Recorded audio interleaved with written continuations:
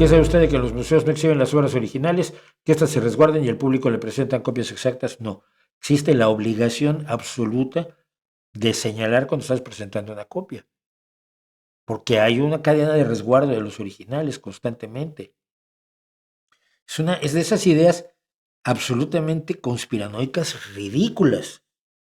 Hay cientos de expertos trabajando en cada uno de los grandes museos del mundo, en el Louvre, en el Prado, en el Hermitage, en la Galería Nacional del Reino Unido, de Londres, y en los museos pequeños, los museos del Museo Nacional de Arte Moderno, por ejemplo, de México, donde yo me enamoré de grandes pintores mexicanos, también tiene muchos expertos que están constantemente revisando que los cuadros estén bien, revisando la legitimidad y la genuinidad de los cuadros, viendo su cadena de custodia. Me vas a decir que de todo. Hay un amigo mío que conozco, mexicano, por cierto, físico, que ha estado trabajando en el Louvre, en el análisis de obras de arte.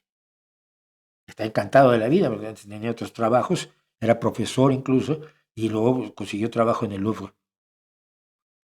Y ninguno de esos expertos sale y dice, oiga, aquí le están viendo la cara a todos ustedes. Sino el que lo dice es un don nadie que nunca está adentro de un museo, siquiera.